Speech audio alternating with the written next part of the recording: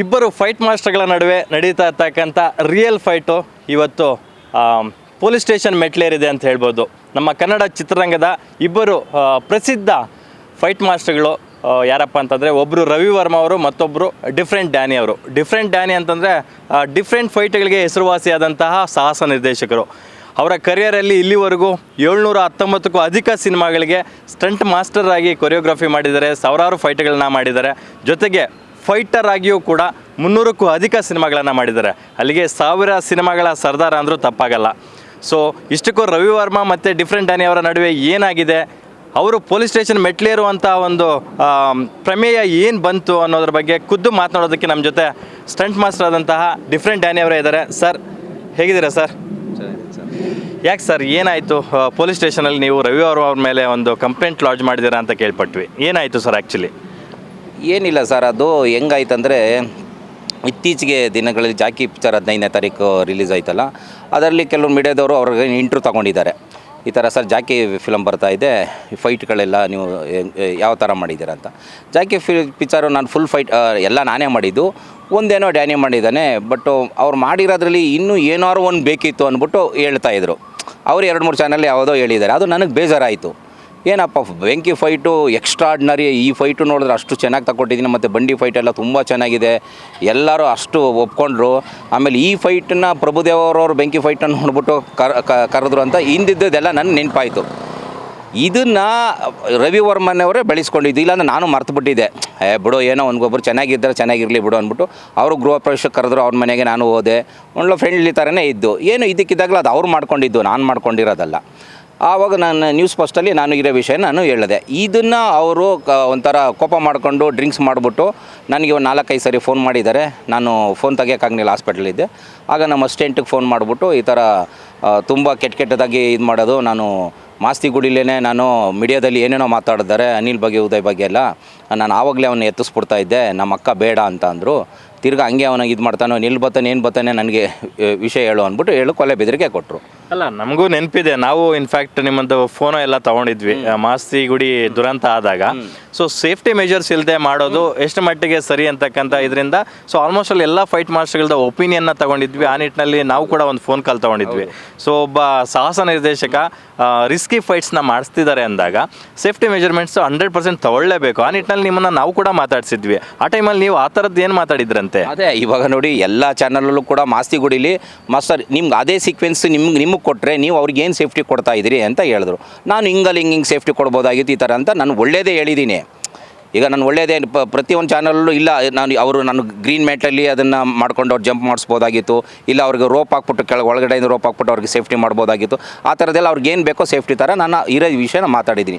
ಇದಕ್ಕೆ ಅವರು ಟೆನ್ಷನ್ ಕೋಪ ಮಾಡಿಕೊಂಡು ಡ್ಯಾನಿ ಹಂಗೆ ಮಾತಾಡಿದ್ರು, ಅವರೊಬ್ಬರೇ ಹಿಂಗೆ ಮಾತಾಡಿದ್ದು ಹಂಗೆ ಅಂದ್ಬಿಟ್ಟು. ಈಗ ಮೀಡಿಯಾದಲ್ಲಿ ನಾವು ಏನು ಬೇಕೋ ಅವ್ರ ವಿಷಯನ ಅವ್ರು ತಿಳಿಸ್ಲೇಬೇಕು ತಾನೆ. ಅದು ಅವ್ರು ತಪ್ಪಾರ್ಥ ಮಾಡಿಕೊಂಡು ನಾನು ಅವ್ನಿಗೆ ಎತ್ತು ಇದ್ದೆ ಇದು ಮಾಡ್ತಾಯಿದ್ದೆ ಅನ್ನೋದು ತುಂಬ ರಾಂಗಲ್ವಾ. ಅದಕ್ಕೆ ನನ್ನ ಸೇಫ್ಟಿಗೆ ನಾನೇನು ಮಾಡಿದ್ದೀನಿ, ನಾನು ಕಂಪ್ಲೇಂಟ್ ಕೊಟ್ಟಿದ್ದೀನಿ ಅವ್ರಿಗೆ, ಜ್ಞಾನ ಭಾರತಿಯಲ್ಲಿ ಕಂಪ್ಲೇಂಟ್ ಕೊಟ್ಟಿದ್ದೀನಿ. ಇವತ್ತೇನೆ 4:15 ಕರೆಸ್ತಾ ಇದ್ದಾರೆ. ಅಲ್ಲ, ಈಗ ನೀವು ಅವ್ರ ಮನೆ ಗೃಹಪ್ರವೇಶಕ್ಕೆಲ್ಲ ಹೋಗಿದ್ರಿ, ನಮ್ಮ ಮಧ್ಯೆ ಒಳ್ಳೆ ಬಾಂಧವ್ಯ ಇದೆ ಅಂತ ಕೂಡ ಹೇಳಿದ್ರಿ. ನನಗೆ ತಿಳಿದಂಗೆ ನೀವು ಅವರಿಬ್ರು at A time fight master card ತಗೊಂಡಿದ್ದು ಅನ್ಸುತ್ತೆ. ಸೊ ಅಟ್ ಎ ಟೈಮ್ ಇಂಡಸ್ಟ್ರಿಗೆ ಮಾಸ್ಟರ್ಗಳಾಗಿ ಎಂಟ್ರಿ ಕೊಟ್ಟಿದ್ದು ಅನ್ಸುತ್ತೆ. ಸೊ ಅವ್ರು ಇವಾಗ ಬಾಲಿವುಡ್ ಅಲ್ಲಿ ದೊಡ್ಡ ಮಟ್ಟಕ್ಕೆ ಹೆಸರು ಮಾಡಿದ್ದಾರೆ. ಸಲ್ಮಾನ್ ಖಾನ್, ಶಾರುಖ್ ಖಾನ್ ಸೇರಿದಂತೆ, ತೆಲುಗುನಲ್ಲಿ ಅಲ್ಲು ಅರ್ಜುನ್ ಸೇರಿದಂತೆ ಒಳ್ಳೊಳ್ಳೆ ದೊಡ್ಡ ಸೂಪರ್ ಸ್ಟಾರ್ಸ್ ಜೊತೆ ಕೆಲಸ ಮಾಡ್ತಿದ್ದಾರೆ. ಅದೇ ಇವಾಗ ಅವರು ಗೃಹ ಪ್ರವೇಶ ಕರೆದಿದ್ದಂದ್ರೆ, ಇವಾಗ ನೋಡಿ, ಈಗ ನಾನು ಫೈರ್ ಫೈಟ್ ಮಾಡಿದ್ದು ನಾನು ಸರಿ, ಏನೋ ಮಿಸ್ಯೂಸ್ ಮಾಡ್ಕೊಂಡು ಏನೋ ಪಾಪ ಮಾಡ್ತಾರೆ, ಬಿಡು ನಮ್ಮವನ್ನಲ್ವ ಪಾಪ ಚೆನ್ನಾಗಿ ಬೆಳೀಲಿ ಮಾಡಲಿ ಪಾಪ ಏನೋ ಚೆನ್ನಾಗಿರಲಿ ಅಂದ್ಬಿಟ್ಟು ಗೃಹ ಪ್ರವೇಶಕ್ಕೆಲ್ಲ ಕರೆದ್ರು ಹೋಗಿದ್ದೀನಿ. ಒಂದು ಒಳ್ಳೆ ಕ್ಲೋಸ್ ಫ್ರೆಂಡೇ, ನಾವು ಚೆನ್ನಾಗೇ ಇದ್ದು. ಇತ್ತೀಚೆಗೆ ಅವರು ಕೆಲವೊಂದು ಮಾತುಗಳು ಇದಾಗ್ತಾ ಇರಲಿಲ್ಲ, ಅದು ಇಷ್ಟ ಆಗ್ತಾ ಇರಲಿಲ್ಲ ನನಗೆ. ಅಲ್ಲ, ಈಗ ನಮಗೆ ತಿಳಿದಂತೆ ಜಾಕಿ ಸಿನಿಮಾ ನಾಳೆ ರಿಲೀಸ್ ಆಗ್ತಾ ಇದೆ. ಆ ಜಾಕಿ ಸಿನಿಮಾದ ಬೆಂಕಿ ಫೈಟು ಮಾಡಿದ್ದು ಯಾರು ಅಂದಾಗ, ಸೊ ಅದನ್ನು ಮಾಡಿದ್ದು ನಾನೇ ಅಂತ ಅವರು, ನೀವು ಮಾಡಿರತಕ್ಕಂಥ ಫೈಟ್ನ ಅವರೇ ಅಂತ ಹೇಳ್ಕೊಂಡು ಆ ಕ್ರೆಡಿಟ್ನ ಅವ್ರು ತಗೊಂಡು ಬಾಲಿವುಡ್ಗೆ ಹೋದ್ರು ಅಂತಕ್ಕಂಥದ್ದು ನಿಮ್ಮ ಅಳಿಲು. ಅದೇ ಅಲ್ವಾ, ನೀವು ಬಹಳ ವರ್ಷಗಳಿಂದ ನೀವು ಇದನ್ನೇ ಹೇಳ್ತಾ ಬಂದಿದ್ದೀರಾ. ಬಹುಶಃ ಈ ಕಿಚ್ಚು ಹತ್ಕೊಳ್ಳೋದಕ್ಕೂ ಅದೇ ಮೇನ್ ಸ್ಪಾರ್ಕ್ ಅನ್ಸುತ್ತೆ. ಖಂಡಿತ 100% ಸರ್, 100% ಇದು ಸತ್ಯ ಇದು. ಯಾಕಂದರೆ ಪ್ರಭುದೇವರವರು ಅದು ಇದೇ ರವಿ ವರ್ಮಾ ಲ್ಯಾಪ್ಟಾಪಲ್ಲಿ ಪ್ರಭುದೇವರಿಗೆ ಬೆಂಕಿ ಫೈಟನ್ನು ತೋರಿಸಿದ್ದಾನೆ. ಈ ವಿಡಿಯೋಸು ಮತ್ತು ಫೋಟೋಸ್ ಎಲ್ಲ ಒಬ್ಬರ ಹತ್ರ ಇದೆ. ಇದನ್ನು ತೋರಿಸಿ ಆಮೇಲೆ ಅಲ್ಲಿ ರ್ಯಾಂಬೋ ರಾಜ್ಕುಮಾರ್ ಶೂಟಿಂಗ್ ಹೋದಾಗ ಕ್ಲೈಮ್ಯಾಕ್ಸ್ ಫೈಟಲ್ಲಿ ಸೇಮ್ ಸೀಕ್ವೆನ್ಸು ಫೈರ್ ಫೈಟ್ ಇತ್ತು. ಆಗ ಪ್ರಭುದೇವನವರು ಮಾಸ್ಟರ್ ಜಾಕಿಲ್ ಮಾಡಿದಲ್ಲ ಅದೇ ಥರ ತಕ್ಕೊಡಿ ಅಂತ. ಜಾಕಿ ಪಿಕ್ಚರಲ್ಲಿ ಡ್ಯಾನಿ ಮಾಸ್ಟರ್ ಮಾಡಿರೋದು ರವಿ ವರ್ಮಾ ಅಲ್ವಲ್ಲ ಅಂದ್ಬಿಟ್ಟು ನಮ್ಮ ಹುಡುಗರು 3-4 ಜನ ಹೇಳಿದ ತಕ್ಷಣ ನನಗೆ ಪಕ್ಕ ಕನ್ಫರ್ಮ್ ಆಗೋಯಿತು. ಆವಾಗ ನಾನು ತುಂಬ ಬ್ಯುಸಿ ಇದೆ, ನಾಲ್ಕೂವರೆ ತಿಂಗಳಷ್ಟು ಡೇಟ್ ಇರಲಿಲ್ಲ. ನಾನು ಇದನ್ನು ಮರ್ತುಬಿಟ್ಟಿದ್ದೆ. ಇತ್ತೀಚೆಗೆ ಅವರವರೇ ಕೆದಕಿ ಇದು ಮಾಡಿದ್ರು. ಆಮೇಲೆ ಕೊಲೆ ಬೆದರಿಕೆ ಎಲ್ಲ ಕೊಟ್ಟರು. ನಾನೇನು ಕಾನೂನಿನಲ್ಲಿ ಏನು ಮಾಡಬೇಕು ಅದನ್ನು ಮಾಡ್ತಾ ಇದ್ದೀನಿ. ಎಸ್, ಈಗ ಇವೆಲ್ಲವುಗಳ ಹಿನ್ನೆಲೆಯಲ್ಲಿ ಜ್ಞಾನಭಾರತಿ ಪೊಲೀಸ್ ಸ್ಟೇಷನಲ್ಲಿ ನೀವು ಕಂಪ್ಲೇಂಟ್ ಲಾಡ್ಜ್ ಮಾಡಿದ್ದೀರಾ ರವಿ ವರ್ಮ ಅವರ ಮೇಲೆ. ಫಿಲ್ಮ್ ಚೇಂಬರ್ಗೆ ಹೋಗಿ ಅಲ್ಲಿ ಒಂದು ದೂರು ಪತ್ರನ ಕೊಟ್ಟಿದ್ದೀರಾ. ಸೊ ಈ ಥರದ ಒಂದು ಅವ್ಯಾಚ್ಯ ಶಬ್ದಗಳಿಂದ ನಿಂದಿಸಿದ್ದಾರೆ, ಜೊತೆಗೆ ನನಗೆ ಕೊಲೆ ಬೆದರಿಕೆ ಕೂಡ ಹಾಕಿದ್ದಾರೆ ಅಂತಕ್ಕಂಥದ್ದು. ಸೊ NM ಸುರೇಶ್ ಅವರು ಫಿಲ್ಮ್ ಚೇಂಬರ್ಗೆ ಹೋದಾಗ ಏನು ಹೇಳಿದ್ರು ಸರ್? ಏನಿಲ್ಲ, ಅವರು ಎಲ್ಲ ಲೆಟ್ರೆಲ್ಲ ಓದಿದ್ರು, ಲೆಟ್ರೆಲ್ಲ ನೋಡ್ಬಿಟ್ಟು ಈ ಥರ ಇದು ಮಾಡಿದ್ರು. ಮಾಡಿಬಿಟ್ಟು ಹಂಗೆ ಮಾಡಬಾರ್ದಾಗಿತ್ತಲ್ಲ, ಯಾಕೆ ಈ ಥರ ಇದು ಮಾಡ್ತಾರೆ ಅಂದ್ಬಿಟ್ಟು ಆಮೇಲೆ ಅವ್ರು ಕೊಲೆ ಬೆದರಿಕೆ ಆಗಿದ ತಕ್ಷಣ ಅವ್ರಿಗೆ ಆಡಿಯೋ ಇದೆಲ್ಲ ಕೇಳಿಸ್ತು. ಅವ್ರಿಗೆ ಬೇಜಾರಾಯಿತು. ನೀವು ಪೊಲೀಸ್ ಸ್ಟೇಷನ್ಗೆ ಹೋಗಬೇಕು, ನಿಮ್ಮ ಕತೆ ನಿಮ್ಮ ಸೇಫ್ಟಿಗೆ ಏನು ಬೇಕೋ ನೀವು ಕೊಡಿ ಅಂದರು. ನಮ್ಮ ಸೇಫ್ಟಿಗೆ ನಾವು ಕೊಟ್ಟಿದ್ದೀನಿ. ಅಲ್ಲ, ಪೊಲೀಸ್ ಸ್ಟೇಷನ್ಗೆ ಹೋಗಿ ಕೊಡೋದು ಕಾನೂನಾತ್ಮಕವಾಗಿ ಅದು ಸಪ್ರೇಟು. ಇದು ಮದರ್ ಬೋರ್ಡ್ ಆಗಿದ್ಕೊಂಡು ಸೊ ಫಿಲ್ಮ್ ಚೇಂಬರಲ್ಲಿ ಇಬ್ಬರನ್ನೂ ಕರೆಸಿ ಮಾತುಕತೆ ಮೂಲಕ ಸಂಧಾನ ಮಾಡ್ತೀವಿ ಅಂತಕ್ಕಂಥ ಏನಾದರೂ ಭರವಸೆ ಏನಾದರೂ ಕೊಟ್ಟರೆ NM ಸುರೇಶ್ ಅವರು? ಇಲ್ಲ, ಮಾತುಕತೆ ಥರ ಏನಿಲ್ಲ. ಆ್ಯಕ್ಚುಲಿ ಇವರು ಪ್ರೊಡ್ಯೂಸರ್ ಅಸೋಸಿಯೇಷನ್ಲಿ ಉಮೇಶ್ ಪಣ್ಕರ್ ಅವರು ಹೇಳಿದ್ರು, ರವಿ ವರ್ಮ ಅವರು ಎಲ್ಲಿದ್ದಾರೆ ಬನ್ನಿ ಅಂತ. ಇಲ್ಲ ಸರ್, ನನಗೆ ಈ ತಿಂಗಳು ಎಂಡ್ವರೆಗೂ ನಾನು ಬ್ಯುಸಿ ಇದ್ದೀನಿ ಅಂತ ಅವರು ಹೇಳಿದ್ರು. ಅದಕ್ಕೆ ಅವ್ರೇನು ಮಾಡೋದು, ಸರಿ ಏನು ಮಾಡೋಣ ಅಂದ್ಕೊಂಡು ಸುಮ್ಮನೆ ಇದ್ದರು.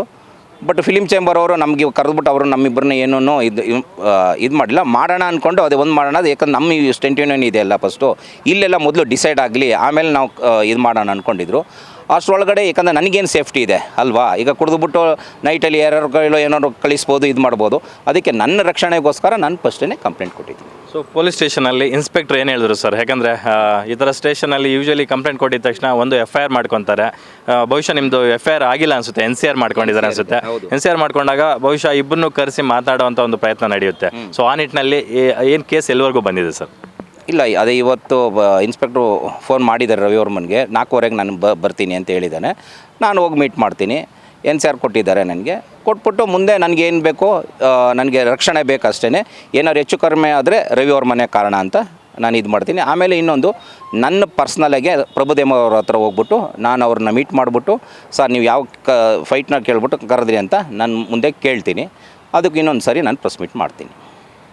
ಓಕೆ, ಈಗ ರವಿ ವರ್ಮ ಅವರು ಬಾಲಿವುಡಲ್ಲಿ ಎಷ್ಟೇ ಎತ್ತರಕ್ಕೆ ಬೆಳೆದಿದ್ರು ಸಹ ನಿಮ್ಮ ಕ್ರೆಡಿಟ್ನ ಅವ್ರು ತೊಗೊಂಡು ಹೋದ್ರು ಅಂತಕ್ಕಂಥದ್ದು ನಿಮ್ಮ ಅಳಿಲು. ಬಹುಶಃ ಅವತ್ತು ರವಿ ವರ್ಮ ಅವರು ಪ್ರಭುದೇವ ಅವರು ರವಿ ವರ್ಮ ಅವ್ರನ್ನ ಮೀಟ್ ಮಾಡಿಲ್ಲ ಅಂದಿದ್ರೆ ಆ ಜಾಗದಲ್ಲಿ ನೀವು ಇರ್ತಿದ್ರಾ? ಖಂಡಿತ 100% ಸರ್, 100%. ಇದು ಎಷ್ಟೋ ಜನ ಹುಡುಗರು ಫೈಟರ್ಸ್ಗಳೆಲ್ಲ ಹೇಳಿದ್ದಾರೆ, ಮತ್ತು ಫೈಟ್ ಮಾಸ್ಟರ್ನು ಕೂಡ ಈಗ ಆಗಿರೋರೆಲ್ಲ ಹೇಳಿದ್ದಾರೆ, ಮಾಸ್ಟರ್ ನೀವು ಎಲ್ಲೋ ಬೆಳಿಬೋದಾಗಿತ್ತು, ಹೆಂಗೆ ಇರ್ಬೋದಾಗಿತ್ತು, ಇಷ್ಟೊತ್ತಿಗೆ ಬಾಲಿವುಡ್ಡಲ್ಲಿ ಇಂತೆಂಥ ದೊಡ್ಡ ಸಿನಿಮಾ ಮಾಡಬೇಕಿತ್ತು, ನಿಮ್ಮ ಕ್ರೆಡಿಟ್ನ ಯಾರೋ ಕಿತ್ಕೊಂಡು ಯಾರೋ ಮಾಡ್ತಾ ಇದ್ದಾರೆ ಅಂತೆಲ್ಲ ನನಗೆ ತುಂಬ ಜನ ಹೇಳಿದ್ದಾರೆ. ನಾನು ಕೂಡ ಪಾಪ ಏನೋ ಒಂದು ದೇವ್ರು ಅವನಿಗೆ ಈ ಥರ ನನ್ನ ವರ್ಕಲ್ಲಿ ಅವ್ನು ಬೆಳೀತಾ ಇದ್ದಾನೆ, ಬೆಳೀಲಿ, ಚೆನ್ನಾಗಿರಲಿ ಅಂದ್ಕೊಂಡು ನನ್ನ ಮನಸ್ಸಿತ್ತು. ಬಟ್ ಇತ್ತೀಚೆಗೆ ನನ್ನ ಮೇಲೇ ಕೊಲೆ ಬೆದರಿಕೆ ಹುಟ್ಟಾಗ ನನಗೆ ತುಂಬ ಮನಸ್ಸಿಗೆ ಬೇಜಾರಾಯಿತು. ಓಕೆ ಸರ್, ನಿಮ್ಮದು ಇಲ್ಲಿವರೆಗೂ ಎಷ್ಟು ಸಿನಿಮಾಗಳಾಗಿದೆ sir as a stunt master ಆಗಿ, ಆ್ಯಸ್ ಅ ಸ್ಟಂಟ್ ಬಾಯ್ ಆಗಿ? ಸ್ಟಂಟ್ ಬಾಯ್ ಆಗಿ 326 ಸಿನಿಮಾ ಮಾಡಿದೆ. ಅಭಿ ಸಿನಿಮಾ ಲಾಸ್ಟು ಪುನೀತ್ ಅವ್ರದ್ದು ನಾನು ಫೈಟ್ರಾಗಿ ಮಾಡಿದ್ದು.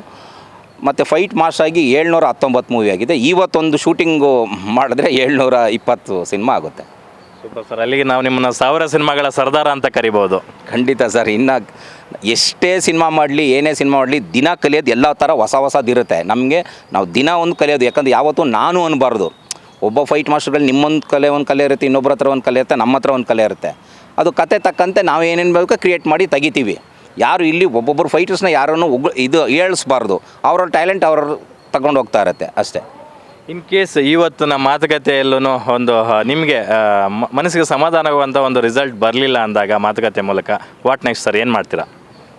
ಇದರಲ್ಲಿ ಏನಿಲ್ಲ ಸರ್. ಈಗ ಅವನು ಕುಡಿದ್ಬಿಟ್ಟು ರವಿ ವರ್ಮ ಏನೋ ಹಂಗೆ ಅಂತ ಮಾತಾಡಿರ್ಬೋದು, ಓಕೆ ಒಪ್ಕೊಳ್ಳೋಣ. ಈಗ ರಾಜಿ ಆಗ್ತೀನಿ, ತೊಂದರೆ ಇಲ್ಲ. ಬಟ್ ಏನೇನು ನನ್ನ ಸವಸ್ಸಿಗೆ ಬರಬಾರ್ದು ಅಷ್ಟೇ, ನನಗಷ್ಟೇ ಬೇಕಾಗಿರೋದು. ಇನ್ನು ಅದೇನಿದೆ ಫರ್ದರ್ ನಾನು ಹೇಳಿದ್ನಲ್ಲ ಆವಾಗಲೇ, ಪ್ರಭುದೇವ ಅವ್ರ ಹತ್ರ ನಾನು ಏನಿದೆ ಕೂತ್ಕೊಂಡು ನಾನು ಮಾತಾಡ್ತೀನಿ, ಅದು ನನ್ನ ಪರ್ಸ್ನಲ್. ಸೊ ಕೊನೆಯದಾಗಿ ಡಿಫ್ರೆಂಟ್ ಡ್ಯಾನಿ ಅವರಿಗೆ ಇರ್ತಕ್ಕಂಥ ಒಂದೇ ಒಂದು ಆಶಯ ಏನಪ್ಪ ಅಂತಂದರೆ, ಪ್ರಭುದೇವ ಅವರು, ಯಾವ ಪ್ರಭುದೇವ ಅವರು ರವಿ ವರ್ಮ ಅವ್ರನ್ನ ಕರೆಸಿ ಈ ಫೈಟು ನಂಗೆ ತುಂಬ ಇಷ್ಟ ಆಯಿತು, ಇದು ಮಾಡಿದ್ದು ನೀವೇನಾ ಅಂತ ಕೇಳಿ ಅವರು ಬಾಲಿವುಡ್ ಕಡೆ ಹೊರಟರು, ಅವ್ರನ್ನ ಬಾಲಿವುಡ್ಗೆ ಬರುವಂಗೆ ಮಾಡಿಕೊಂಡ್ರು. ಅದೇ ಪ್ರಭುದೇವ ಅವ್ರ ಹತ್ರ, ಇಲ್ಲ ಸರ್ ಈ ಫೈಟ್ ಮಾಡಿದ್ದು ನಾನು, ಈ ಕ್ರೆಡಿಟ್ ನನಗೆ ಸಿಗಬೇಕಿತ್ತು, ಇಷ್ಟು ವರ್ಷ ಮಿಸ್ಯೂಸ್ ಆಗಿದೆ ಅಂತಕ್ಕಂಥದ್ದನ್ನು ಅವರಿಗೆ ಮನವರಿಕೆ ಮಾಡಬೇಕು ಅಂತಕ್ಕಂಥದ್ದು ಡಿಫ್ರೆಂಟ್ ಡ್ಯಾನಿ ಅವರ ಒಂದು ಅಳಿಲಾಗಿದೆ. ಸೊ ಅದರೊಟ್ಟಿಗೆ ಇಂಡಸ್ಟ್ರಿಯಲ್ಲಿ ಈ ಥರ ಇಬ್ಬರು ಪ್ರತಿಭಾನ್ವಿತ ಸಾಹಸ ನಿರ್ದೇಶಕರ ನಡುವೆ ಈ ಥರ ಒಂದು ತಿಕ್ಕಾಟ ಉಂಟಾಗಿರ್ತಕ್ಕಂಥದ್ದು ನಿಜಕ್ಕೂ ಬೇಸರದ ಸಂಗತಿ. ಆದಷ್ಟು ಬೇಗ ಇವರ ಒಂದು ಸಮಸ್ಯೆಗೆ ಪರಿಹಾರ ಸಿಗಲಿ, ಕಾನೂನಾತ್ಮಕವಾಗಿ ಆದಷ್ಟು ಬೇಗ ಉತ್ತರ ಸಿಗಲಿ ಅಂತ ನಾನು ಆಶಿಸ್ತೀನಿ. ಇದಾಗಿತ್ತು ಡಿಫ್ರೆಂಟ್ ಡ್ಯಾನಿ ಅವರ ಮಾತು. ಕ್ಯಾಮ್ರಾ ಪರ್ಸನ್ ಸಂದೇಶ್ ಜೊತೆ ಲಕ್ಷ್ಮೀನಾರಾಯಣ್, ಪವರ್ ಟಿವಿ, ಬೆಂಗಳೂರು.